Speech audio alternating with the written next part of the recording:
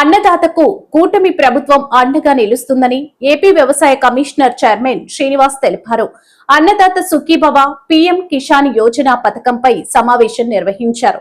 ఈ సందర్భంగా వారు మాట్లాడుతూ అన్నదాతకు గత వైసీపీ ప్రభుత్వం పెట్టుబడి సాయం కింద తక్కువగా ఇస్తున్నారని, అయితే కూటమి ప్రభుత్వం ఎక్కువగా ఇస్తుందని పేర్కొన్నారు. 9,935 కోట్ల రూపాయల నిధుల్ని జమ చేయడానికి మాన్య శ్రీ నారా చంద్రబాబు నాయుడు గారు, ఈ రాష్ట్ర ముఖ్యమంత్రి వర్యులు, ఈరోజు సాయంత్రం రైతు ఖాతాల్లో జమ చేసేటువంటి కార్యక్రమాన్ని చేస్తున్నారు. అన్నదాత సుఖీభవ ఇది ఓర్చుకోలేనటువంటి వైసీపీ బ్యాచ్. ముఖ్యంగా వైసీపీ ప్రభుత్వ హయాంలో agri machine AP Sam Andhra Pradesh state agri machine vice చైర్మన్గా ఉన్నటువంటి శ్రీ ఎంవిఎస్ నాగిరెడ్డి గారు నిన్న ఒక ప్రెస్ మీట్ పెట్టి ఆ ప్రెస్ మీట్లో వైసీపీ ప్రభుత్వం గొప్పగా చేసింది రైతాంగానికి, ఈరోజు కూటమి ప్రభుత్వం ఏమీ చేయట్లేదు, మేము ఆ రోజు గొప్పగా 13,000 ఇచ్చాం, వీళ్ళు 20,000 ఇస్తున్నారు, 13,000 20,000 కన్నా ఎక్కువ అని చెప్పేటువంటి ఒక ప్రయత్నం. రైతులు అన్ని విధాలా కూడా ఆదుకున్నాం, ఈ ప్రభుత్వం గాలి కొదిలేసింది అని మరో ఆరోపణ. పెద్దలు ఎంవిఎస్ నాగిరెడ్డి గారికి వ్యవసాయం పట్ల కానీ విధి విధానాల పట్ల కానీ చాలా స్పష్టమైనటువంటి అవగాహన ఉన్నది అని చెప్పేసి నేను అనుకుంటా ఉన్నాను. ఎన్నికల కోసమో ఎదుటి పార్టీ పైన బురద జల్లేదానికోసమో మన వాదన కరెక్ట్ అనిపించుకోవటానికో రకరకాలు చెప్పొచ్చు, కానీ ప్రజానీకం వీటన్నిటినీ గమనిస్తూ ఉన్నటువంటి పరిస్థితిని ఎక్కడా కూడా మర్చిపోకూడదు. రైతుని రాజుగా చూడాలి అనేటువంటి మహాసంకల్పం చంద్రబాబు నాయుడు గారిది. వ్యవసాయం నిలవాలి అంటే రైతు గెలవాలి అనేటువంటి ఆలోచన అంతరంతాన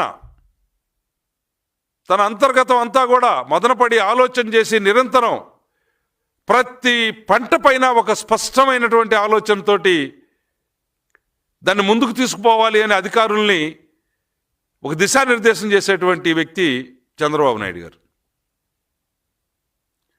విత్తనం నుంచి విక్రయం వరకు అడుగడుగునా దగా చేసి రైతు భరోసా కేంద్రాల పేరుతో రైతు భక్షక కేంద్రాలని ఓపెన్ చేసి చెమటని చిందించి రక్తాన్ని చెమటగా మార్చి చెమటని చిందించి పండించినటువంటి పంటలు వైసీపీ ప్రభుత్వ హయాంలో ఏ విధంగా దళారుల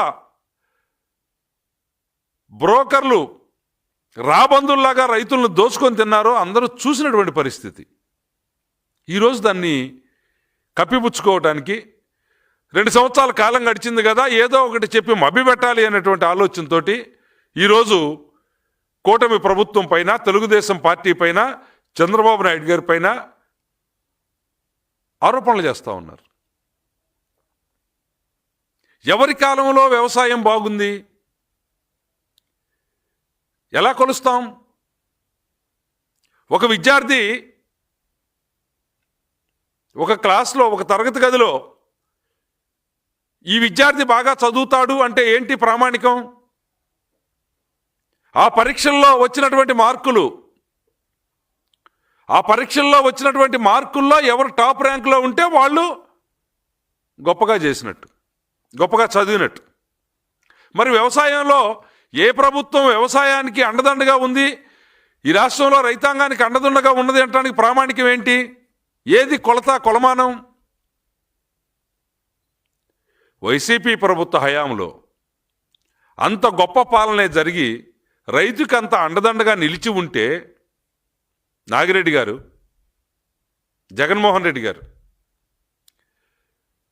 సాలీన 1,300 మంది రైతులు మీ ప్రభుత్వ హయాంలో ఆత్మహత్యలు చేసుకున్నట్టుగా స్వతంత్ర దర్యాప్తు సంస్థలు, ఎన్జిఓస్, ఏ రాజకీయ పార్టీ కాదు, ఎన్జిఓస్ పోలీస్ స్టేషన్లో నమోదైనటువంటి ఆత్మహత్యల కేసులు ఆధారంగా తేల్చినప్పుడు మొదటి 3 సంవత్సరాల్లో 3,600 మంది రైతాంగం ఆత్మహత్యలకు పాల్పడ్డారు జగన్మోహన్ రెడ్డి ప్రభుత్వంలో అనే నివేదిక, స్వతంత్ర భారత్ దాని పేరు, తేల్చింది కదా. ఈరోజు కోరుకోవట్లేదు,